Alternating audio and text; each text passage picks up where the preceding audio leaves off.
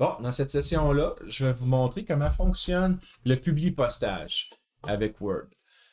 Publi-postage, c'est quoi? C'est que ça permet de faire des envois massifs de lettres ou encore faire des impressions massives d'informations, de documents, comme des étiquettes. Par exemple, si vous avez une liste de clients, vous voulez envoyer des lettres de remerciement pour les fêtes ou peu importe, les lettres d'anniversaire ou je sais pas trop quoi. Il peut y avoir plusieurs raisons. Donc, mais c'est toujours le même format. Donc, si on veut une étiquette, par exemple, de document, c'est un format lettre, prénom, adresse, tatata. Si c'est une lettre générique qu'on veut envoyer à nos employés ou encore aux étudiants ou aux clients, ben, encore une fois, c'est toujours le même format, sauf que on veut juste changer le nom dans le document. Donc, comment on procède? Ben, premièrement, il faut avoir un document Word d'ouvert. Il faut aussi avoir une liste de données. Donc, j'en ai une liste de données pour ça. Donc, souvent, je vais utiliser Excel, mais vous pouvez utiliser tout un logiciel qui a des listes de données qui le permet, mais la façon la plus simple, ce serait d'utiliser Excel pour ça. Donc, la première affaire, c'est la première chose, c'est qu'on veut démarrer, on veut sélectionner le type de document qu'on veut faire. Dans mon cas, dans l'exemple qui est ici, je vais faire une lettre. OK?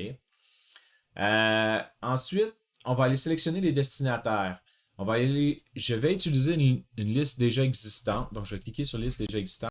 Ce que je vais faire, c'est que je vais aller récupérer un document Excel qui est à l'intérieur de mes exemples Word. Donc, fichier public postage. Je vais aller chercher la liste des étudiants.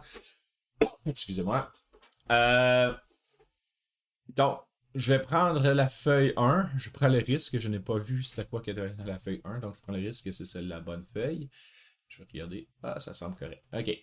Donc, ensuite, une fois que j'ai sélectionné ma liste, le fichier Excel, OK, qui est structuré en liste. Bien important de structurer votre fichier Excel en liste.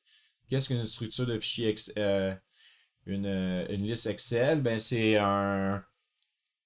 une feuille du classeur que la première ligne en haut, c'est les noms de colonnes. Puis les lignes à l'intérieur, après ça, chacune des lignes, ce sont les enregistrements de chaque colonne. Donc, si je m'en vais chercher, je vais aller récupérer un document. Je vais vous montrer le contenu du fichier Excel ou le contenu d'une liste. OK. Je suis en train d'ouvrir un fichier Excel. Donc, voici un exemple de liste. Voyez-vous, la première ligne en haut, il s'agit des en-têtes de colonnes. Ensuite, j'ai toutes les données qui sont à l'intérieur de la liste. OK? Donc, ceci est une liste Excel. Donc, ça peut être une liste de clients, ça peut être une liste d'étudiants, ça peut être n'importe quoi. Ensuite, ce que je vais faire, je vais commencer à rédiger le modèle de ma carte. Donc, ce que je vais faire de mon document, fait que là, je pourrais faire, par exemple, cher. Je vais mettre le prénom de la personne. Je vais mettre juste pour temporairement, je vais mettre XXX juste pour me garder une place pour le changer plus tard.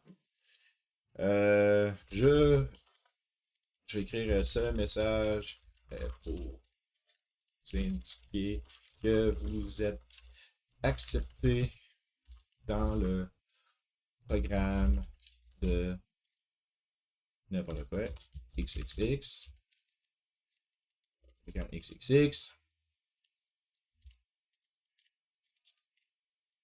Donc, félicitations. Et administration. Peu importe, j'écris n'importe quoi. Donc, maintenant, ce que je vais écrire, ce que je vais faire, c'est que le XXX, je vais le remplacer par ce qu'on appelle un champ de fusion. Un champ de fusion, c'est quoi? C'est simplement un champ dans Excel. Donc, dans mon cas ici, je suis allé lier mon fichier Excel de tantôt. Ce que je vais faire, c'est que je vais écrire prénom. Boum. Fait que là, ce que ça va écrire, c'est cher, parce que je ne sais pas si c'est une fille ou un gars. Donc, chère personne. Ce message est pour vous indiquer que vous êtes accepté dans le programme XXX. Donc, champ de fusion, je vais écrire programme. OK? Nos félicitations. Toutes nos félicitations. OK? Donc, maintenant, ce que ça fait, c'est que là, ça ne fait pas grand-chose. On va juste prénom programme. Mais si on fait après ça aperçu des résultats, boum, voyez-vous, Cher Pierre-Alexandre, ce message est pour vous indiquer que vous êtes accepté dans le programme technique technique en comptabilité et gestion. Toutes nos félicitations. Voyez-vous, puis là, si je m'avance dans le document, je vois que les noms changent. OK? Puis là, j'ai aussi des programmes qui peuvent changer à l'intérieur de ça. Voyez-vous? Fait que ça, c'est une lettre de fusion. Une fois que j'ai terminé, je peux faire en sorte que je peux modifier les documents individuellement. Je peux envoyer les documents, imprimer les documents. Donc, si j'ai une imprimante, j'ai une grosse pile, puis je dois imprimer ça, j'envoie ça.